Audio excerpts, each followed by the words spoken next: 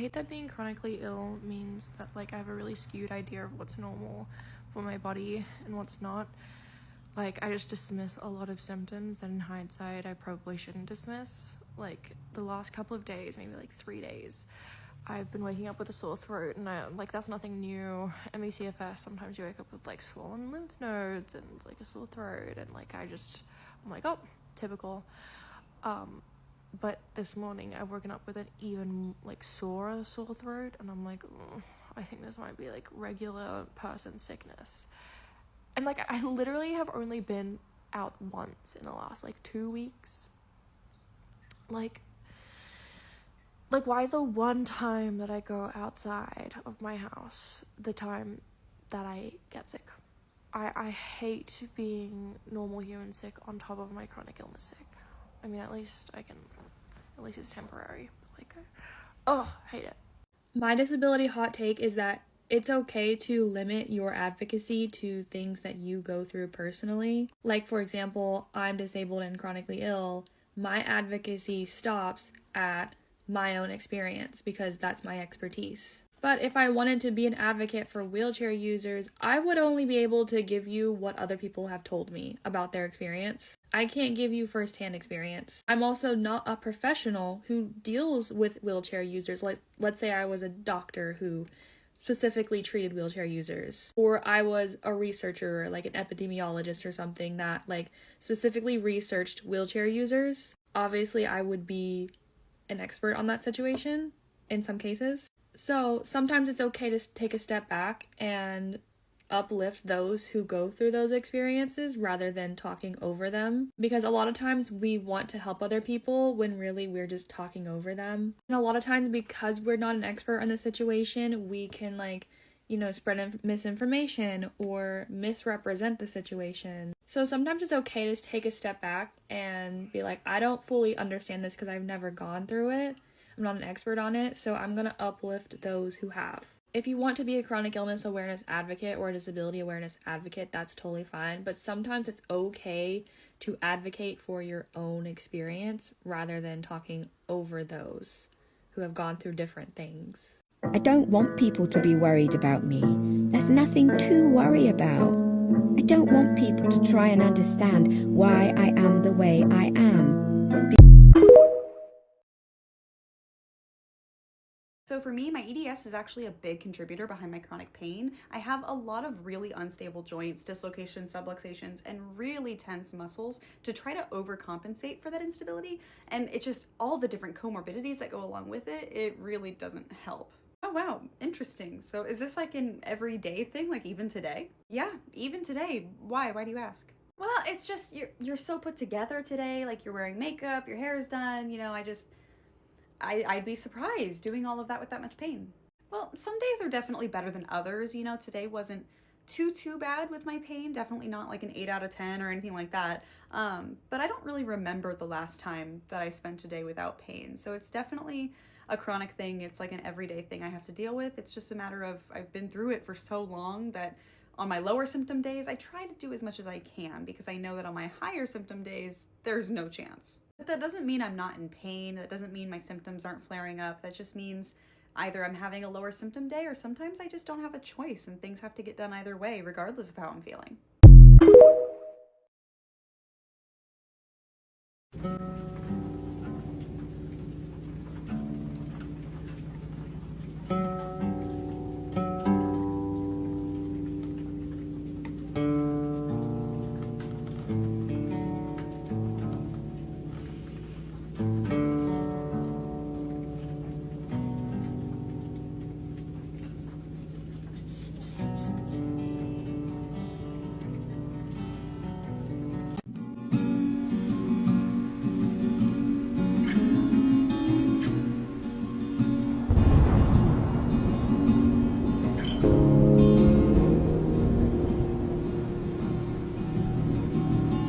Spend the day with me as a chronically ill 22-year-old who lives at home.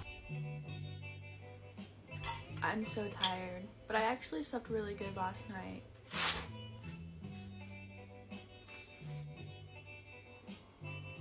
My blood pressure is honestly not that bad, but my heart rate rests pretty high until I take my medicine in the morning.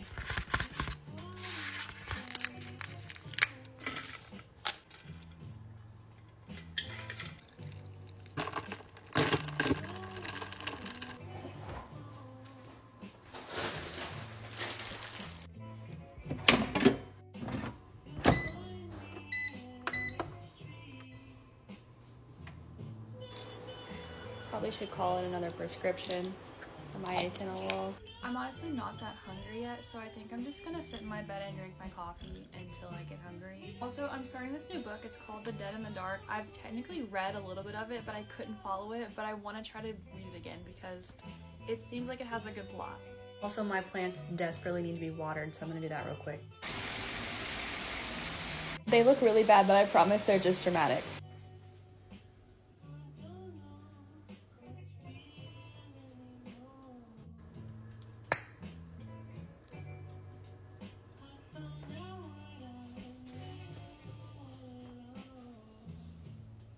I'm not gonna lie to you guys, I have not been stretching, so I'm gonna do that real quick before I go to physical therapy.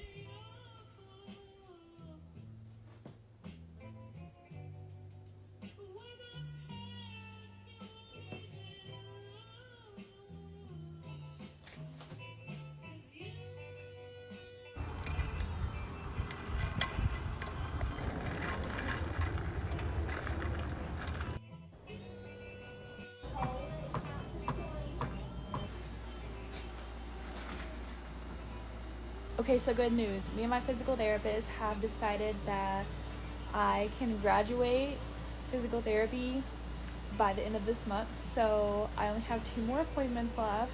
After that, I can work out on my own. I can go to the gym. But that makes me kind of sad because I like going to physical therapy. Like, it's kind of fun, but progress. It's 4 p.m. I'm just gonna read my book until dinner time.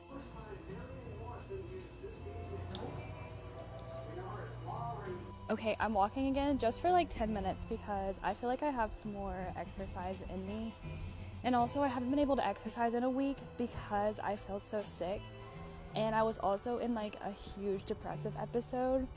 And so being able to exercise again is so nice. Like, I feel so much better today. I'm just gonna do some like calming yoga. I swear, like, moving and stretching my body helps my mental health so much.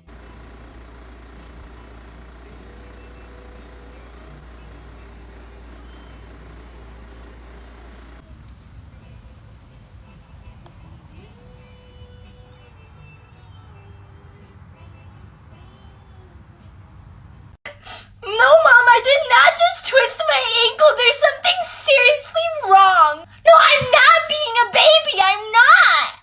I have to Snapchat my hospital bracelet. At the hospital, guys, please pray for me. Sad face. Also, do not hit me up. Having a really bad day.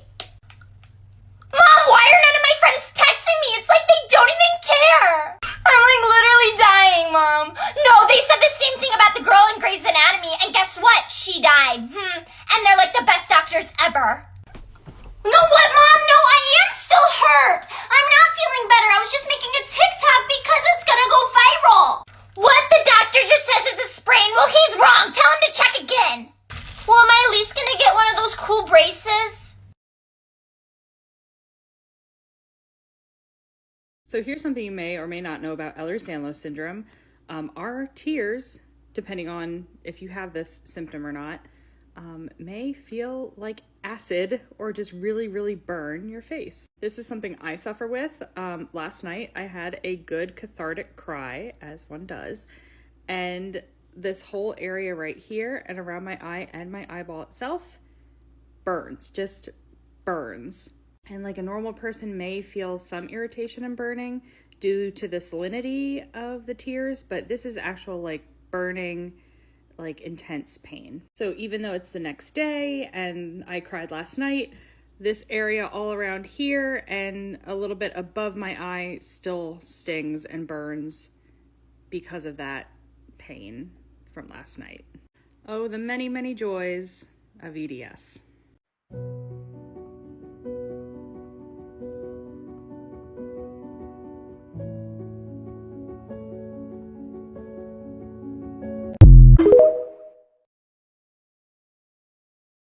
As a heads up, if you have Ehlers-Danlos, that means that either your mom or your dad has Ehlers-Danlos because it's genetic, so it's passed down from a parent. One side or the other of the family, maybe both, have Ehlers-Danlos. I was reading that people with EDS have lower body temperatures, and so when we get a fever, even at 99, 100, we're really sick. No, I don't remember if there were sources. I don't think there were. So I'm curious, how many of you all have a lower body temperature? And then when you get a fever, you're super sick.